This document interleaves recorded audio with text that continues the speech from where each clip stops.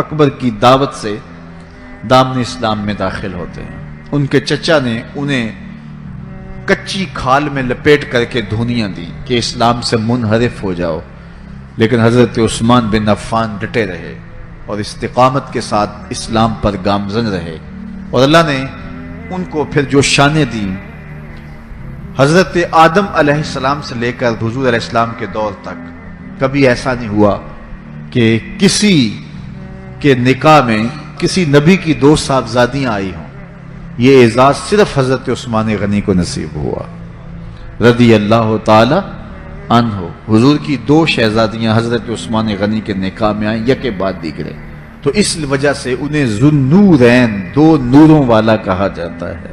اللہ تعالیٰ نے حضرت عثمان غنی کے مال سے اس امت کو بہت تقویت عطا کی۔ تحریک اسلام کے لیے جن لوگوں نے مالی وسائل پیش کیے، ان میں نمایاں نام حضرت سیدنا عثمان غنی رضی اللہ تعالی عنہ کا ہے۔ آقا کریم علیہ الصلوۃ والسلام کے کہنے پہ انہوں نے جتنی ضرورت پڑی اتنا مال پیش کر دیا۔ غزوہ تبوک کا موقع آیا تو حضور نے تحریص دلائی، تو انہوں نے کہا حضور میں 300 اونٹ پیش کرتا ہوں ما ساز و سامان کے۔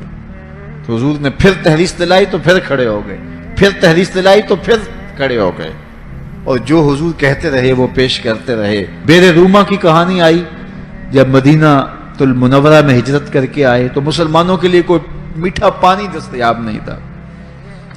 قریب ترین باغ بیر روما تھا، ایک یہودی کی ملکیت تھا، وہ مہنگے داموں دیتا اور مسلمانوں کی مجبوری سے اور زیادہ فائدہ حاصل کرتا۔ غریب مسلمان تھے، گھر بار چھوڑ کے گئے تھے، پانی بھی مول کا خریدیں اور وہ بھی مہنگے داموں، پھر یہودی کے نخرے اس پہ الگ۔ حضور نے فرمایا کوئی ہے جو مسلمانوں کے لیے پانی کا انتظام کرے؟ عثمان رضی اللہ تعالیٰ عنہ نے عرض کی حضور یہ ذمہ داری میری ٹھہری۔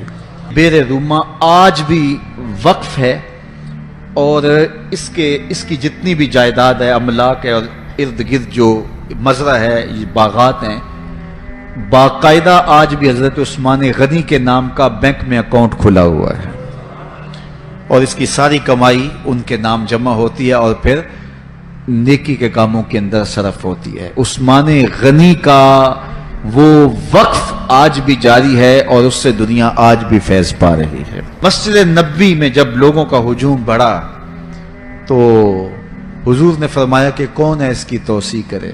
حضرت عثمان غنی نے کہا حضور یہ ذمہ داری میں اپنے ذمہ لیتا ہوں۔ تو راہ خدا میں خرچ کرنے کی بابت آئی تو عثمان کا انداز ہی نرالا تھا، اور پھر حیا جو ان کا ایک ایسی پہچان ہے کہ جو ان کی نمایاں شان ہے۔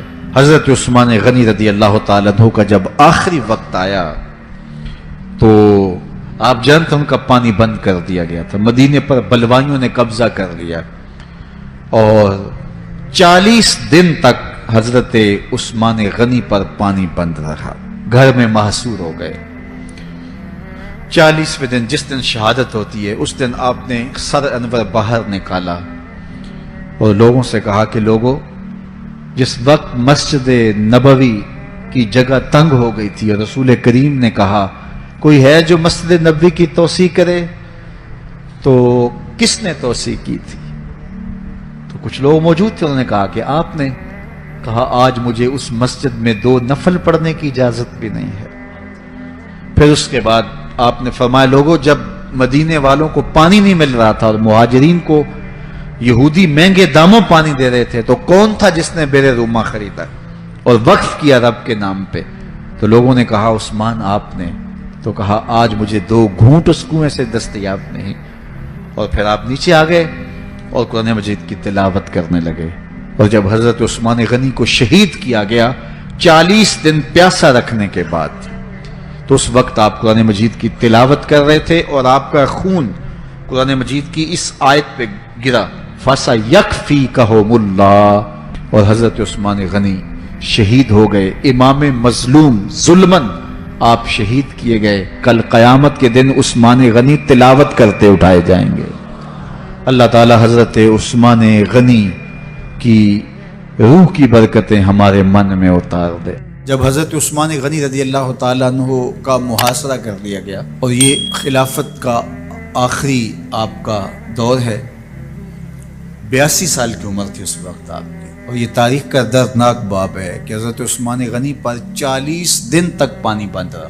وہ ایک منصوبہ تھا، 3 لوگ 3 مختلف شہروں سے چلے، مصر سے، کوفے سے اور بصرے سے، 1,000 آدمی لے کر، اور مدینہ المنورہ میں پہنچ کر کے حضرت علی المرتضیٰ سے ملے، ام المومنین سیدہ عائشہ سے ملے، کبار اصحاب سے ملے۔ تو جو انہوں نے کہا تو انہوں نے ان کو کہا کہ نہیں، ایسی کوئی بات نہیں، فہمائش کر کے واپس بھیج دیا۔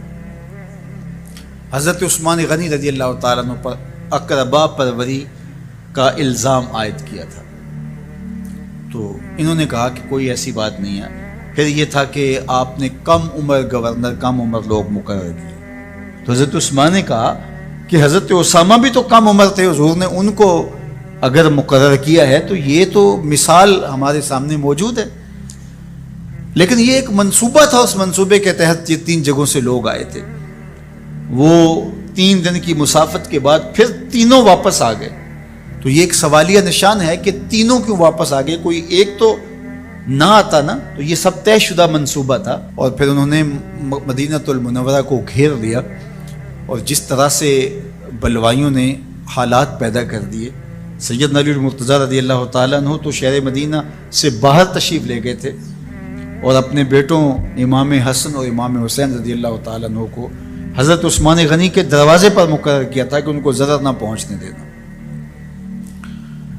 اب 700 صحابہ اجازت طلب کر رہے ہیں کہ آپ ان بلوائیوں سے نپٹنے کا میں جو ہے وہ اجازت نامہ مرحمت کریں، اور بہت سارے لوگ تو حج پہ جا چکے ہیں۔ 18 ذی الحج کا واقعہ ہے جب آپ کی شہادت ہوتی ہے، تو وہ حج پہ جا چکے ہیں، تو جو یہاں موجود ہیں وہ اجازت طلب کر رہے ہیں۔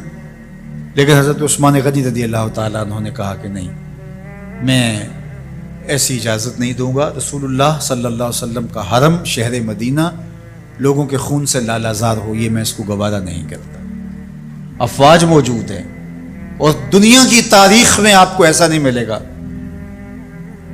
کہ اتنی بڑی حکومت کسی کے پاس ہو اور وہ خود گھیر لیا جائے، اس کا پانی بھی بند ہو جائے، اور وہ حکم دے کہ نہیں، میرے لیے آپ ایک قطرہ بھی خون نہیں بہائیں گے۔ بلکہ آپ کے غلاموں نے جب تلواریں اٹھا لی تو آپ نے فرمایا کہ میرا حکم ہے کہ تم تلواریں نیچے رکھو، بلکہ میں تمہیں یہ آفر دیتا ہوں کہ جو غلام لڑے گا نہیں اور یہ میرے سے عہد کرتا ہے وہ آزاد ہے۔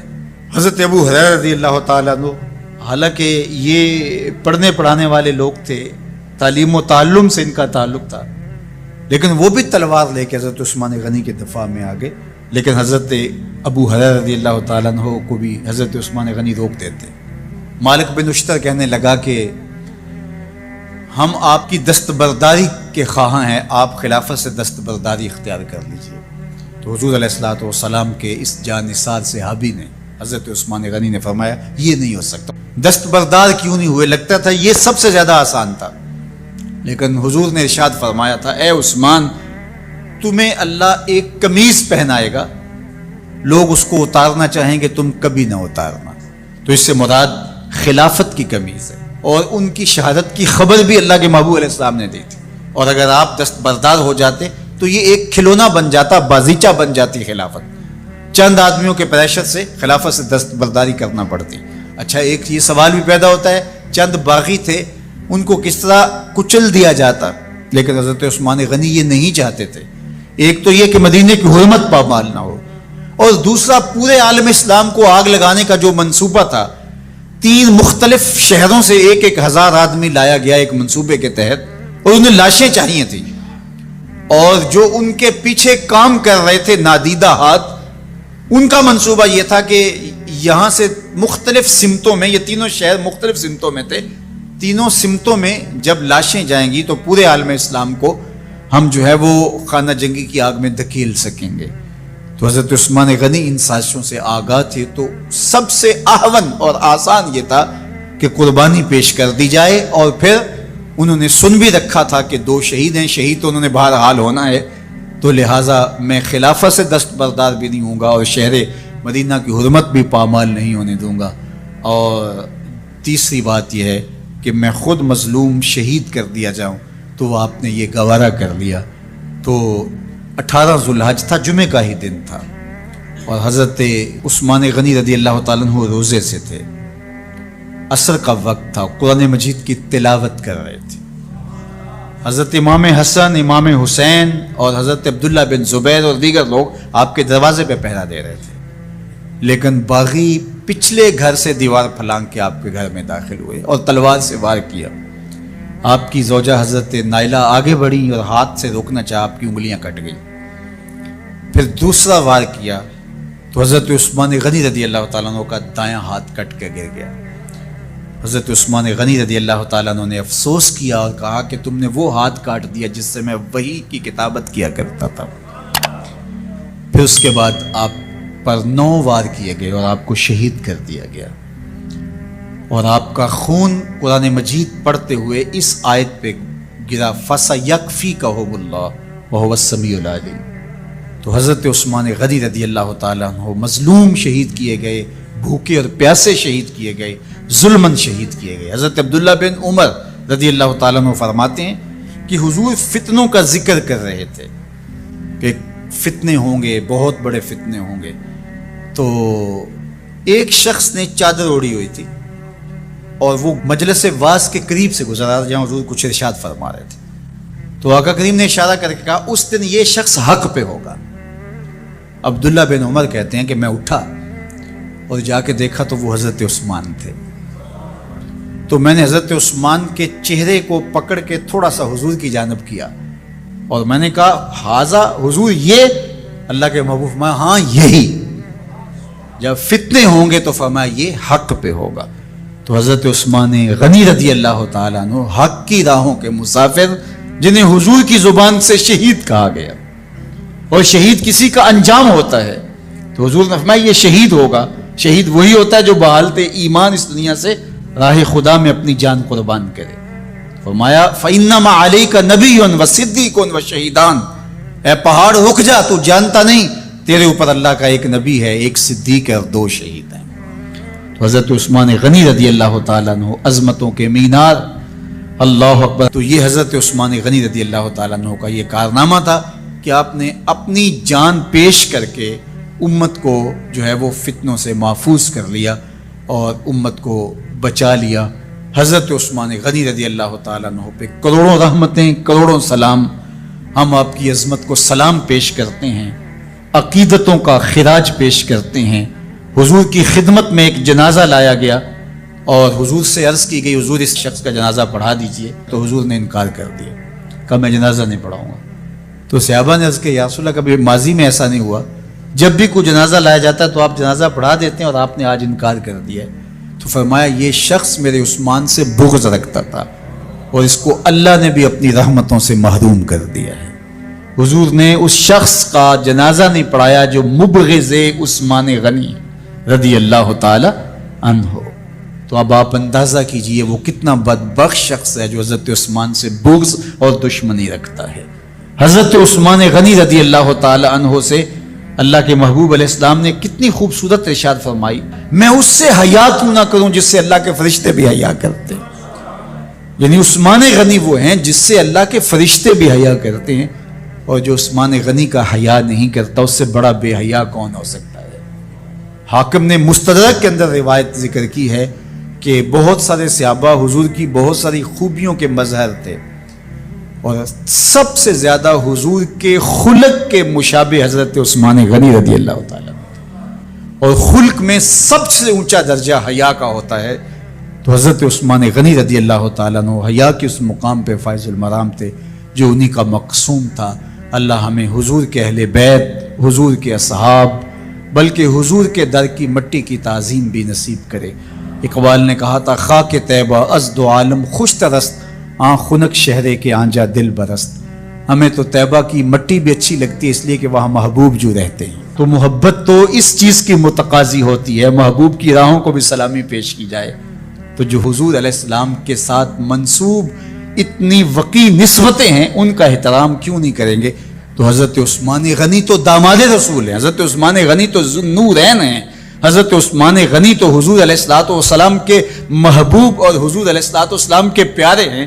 ان کو جنت کی بشارت دی گئی ہے، عشرہ مبشرہ میں سے ہیں، 4 جلیل القدر خلفاء میں ان کا نام شامل ہے، اور پھر حضور کی 2 صاحبزادیاں ان کے نکاح میں آقا کریم نے ان کو شہید خود قرار دیا، اور میرے اور آپ کے آقا و مولا نے کہا آج کے بعد کوئی عمل عثمان کو نقصان نہیں دے گا، اور کہا عثمان سے میں حیا کیوں نہ کروں، اس سے اللہ کے فرشتے بھی حیا کریں۔ ایک دن حضور گھر میں تشریف فرما تھے اور نیم داراز تھے، لیٹے ہوئے تھے، اور آپ کی مبارک پنڈلی سے کپڑا ہٹا ہوا تھا، مرد کا پردہ گھٹنوں سے لے کر کے ناف تک ہے۔ فاستاذن ابو بکر فاذن لہ، تو حضرت ابو بکر رضی اللہ تعالیٰ عنہ آئے، حضور نے کہا آ جائیے، وہو تلک الحال، اور آقا کریم اسی حالت میں بیٹھے ہوئے تھے۔ فتحدثا، وہ بیٹھے اور حضور سے ہم کلام ہوئے۔ ثم استاذن عمر، پھر حضرت عمر آئے، انہوں نے اذن طلب کیا، تو حضور نے کہا آ جائیے، اور حضور اسی حالت میں تشریف فرما رہے۔ فتحدثا، وہ بھی بیٹھے اور گفتگو چلتی رہی۔ ثم استاذن عثمان، پھر حضرت عثمان کی آواز آئی، حضور میں اندر آ سکتا ہوں؟ فجلس رسول اللہ صلی اللہ علیہ وسلم، حضور سیدھے ہو کے بیٹھ گئے۔ وسوى ثيابه، اور جلدی جلدی اپنی پنڈلی کے اوپر کپڑا ڈال دیا۔ جب یہ لوگ چلے گئے، حضرت ابو بکر رضی اللہ تعالیٰ عنہ بھی، حضرت عثمان بھی، حضرت عمر رضی اللہ تعالیٰ عنہم چلے گئے۔ قالت عائشہ رضی اللہ تعالیٰ عنہ، حضرت عائشہ فرماتی ہیں میں نے کہا حضور ابو بکر آئے تو آپ بیٹھے رہے، جنبش نہیں کی، کپڑا سیدھا نہیں کیا۔ حضرت عمر آئے تو آپ اسی حالت میں رہے اور باتیں چلتی رہی، لیکن جب عثمان آئے تو پھر آپ ایک دم اپنا کپڑا سیدھا کرنے لگے اور اٹھ کے بیٹھ گئے۔ تو سنو میرے حضور نے کیا جواب دیا، کہا میں اس سے حیا نہ کروں جس سے اللہ کے فرشتے بھی حیا کرتے ہیں۔ کتنا بد نصیب ہے جو حضرت عثمان غنی پہ زبان درازی کرتا ہے۔ یہ عثمان وہ ہیں جس سے اللہ کے فرشتے بھی حیا کرتے ہیں۔ اللہ اکبر، یہ عظمت حضرت عثمان غنی رضی اللہ تعالیٰ عنہ۔ تو حضرت عثمان غنی رضی اللہ تعالیٰ عنہ پر 40 دن تک پانی بن رہا، اپنے گھر میں معصور ہو کے رہ گئے، سخت اذیتیں کاٹی۔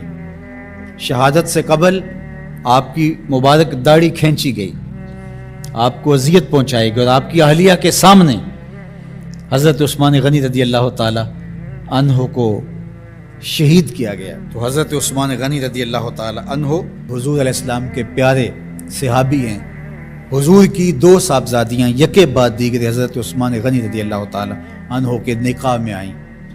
آپ کے بہت سارے نمایاں وصف ہیں، جن میں حضور کا 2 مرتبہ داماد بننا، اور پھر فرمایا اگر میری اور بھی صاحبزادیاں ہوتی تو میں عثمان سے نکاح کر دیتا، اور پھر ذوالہجرتین 2 ہجرتیں، حبشہ کی جانب اور مدینہ المنورہ کی جانب، پھر شہادت کا اعزاز، اولین مسلمانوں میں ان کا شمار ہے، عشرہ مبشرہ میں ان کا شمار ہے، 4 خلفائے راشدین کے اندر ان کا 3را نمبر ہے، جمع قرآن اور نشر قرآن کی سعادت اللہ نے ان کے حصے میں رکھی۔ آپ کے اوصاف میں سے 2 وصف بہت نمایاں ہیں، ایک تو آپ کا سخی ہونا، دوسرا آپ کا وصف نمایاں حیا تھا۔ تو آج حضرت عثمان غنی رضی اللہ تعالیٰ عنہ کی ان صفتوں کو، حیا کو اپنے کلچر میں فروغ دینے کی ضرورت ہے، اپنی معاشرت میں فروغ دینے کی ضرورت ہے۔ ایک مرد ہو کے اتنا حیا دار، تو پھر عورت ہو کر حیا کی چادر پھاڑ دے اور وہ اس کو آزادی کا نام دے، تو اس سے وہ نسوانیت کا نور رخصت ہو گیا۔ اقبال نے کہا تھا جس علم کی تاثیر سے زن ہوتی ہے نازن، کہتے ہیں اسی علم کو ارباب نظر موت۔ تو حضرت عثمان غنی رضی اللہ تعالیٰ عنہ حیا اور سخاوت کے بہرے بے قراں تھے۔ بزرگوں کی سیرت اس لیے بیان کی جاتی ہے کہ ان کے نقوش پا کو اختیار کرنے کا جذبہ پیدا ہو۔ ان کا ذکر کرنا اس امت پر قرض ہے، اور ان کی محبت اور ان کا پیار اس امت کے رگ و ریشہ کے اندر محو نفوذ ہونا چاہیے۔ حضرت ام المومنین سیدہ عائشہ رضی اللہ تعالی عنہا کی مرویات سے ہے، امام مسلم نے اپنی صحیح میں اس کو روایت کیا ہے۔ قالت کان رسول اللہ صلی اللہ علیہ وسلم مضطجعا فی بیتہ کاشفا عن فخذیہ او ساقیہ۔ کہتے ہیں ایک دن حضور اپنے گھر میں تشریف فرما تھے اور حضور کی پنڈلی سے کپڑا ہٹا ہوا تھا۔ جب انسان گھر میں ہوتا ہے تو بے تکلف بیٹھا ہوتا ہے۔ مرد کا ستر عورت گھٹنوں سے لے کر کے ناف تک ہے، اتنی جگہ کو چھپانا واجب اور ضروری ہے۔ اس کے بعد اس کا پیٹ ہے، اس کا سینہ ہے، پشت ہے، بازو ہے، پنڈلیاں ہیں، سر اور اس کا چہرہ ہے، یہ ستر عورت میں شامل نہیں ہے۔ تو ستر عورت صرف گھٹنوں سے لے کر کے ناف تک کی جگہ ہے۔ اس کے علاوہ گھر میں بندہ بے تکلف بیٹھا ہو تو بعض اوقات آپ گھر میں صرف تہ بند باندھ لیتے ہیں اور بنیان پہن لیتے ہیں، تو ایسا ہو جاتا ہے۔ تو حضور علیہ الصلوۃ والسلام تشریف فرما تھے تو حضور کی پنڈلیوں سے کپڑا ہٹا ہوا تھا اور حضور لیٹے ہوئے تھے۔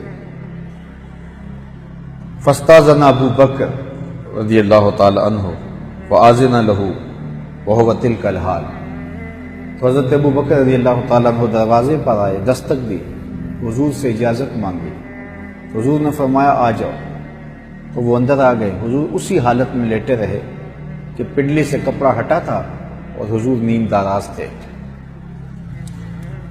ثم استاذن عمر، پھر حضرت عمر رضی اللہ تعالیٰ عنہ نے دستک دی اور اجازت چاہی، تو فاذن لہ وہو کذالک، تو حضور نے کہا آ جاؤ، اور حضور ایسے ہی لیٹے رہے کہ حضور کی پنڈلی سے کپڑا ہٹا رہا۔ فتحدث، تو یہ بیٹھ کے باتیں کرنے لگے۔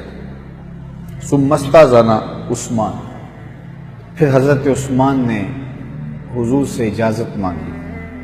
فجلس رسول اللہ صلی اللہ علیہ وسلم، حضور لیٹے تھے، اٹھ کے بیٹھ گئے۔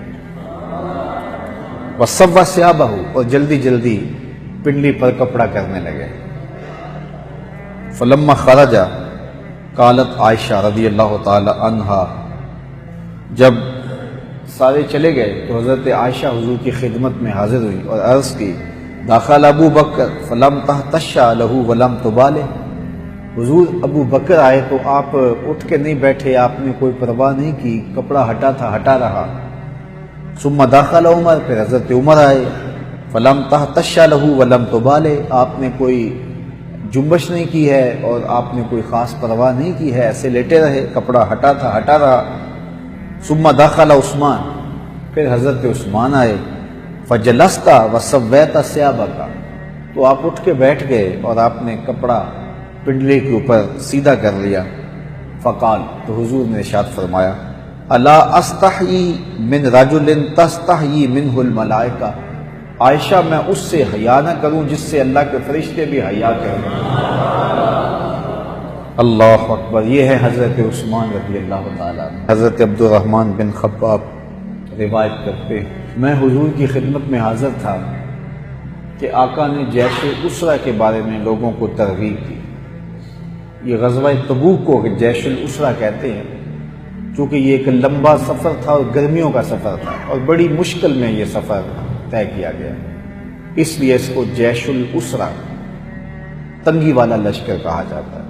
تو فرماتے ہیں جب جیش اسرہ کا موقع آیا تو میں موجود تھا، تو حضور نے لوگوں کو ابھارا، تحریص دی، ترغیب دی کہ لوگ راہ خدا میں مال خرچ کریں۔ جب حضور نے لوگوں کو فنڈ کی ترغیب دی تو حضرت عثمان اٹھ کے کھڑے ہو گئے اور عرض کی یا رسول اللہ صلی اللہ علیہ وسلم، میرے ذمے 100 اونٹ ما ساز و سامان کے میں پیش کروں گا، 100 اونٹ پیش کروں گا، ساز و سامان کے سمیت پیش کروں گا۔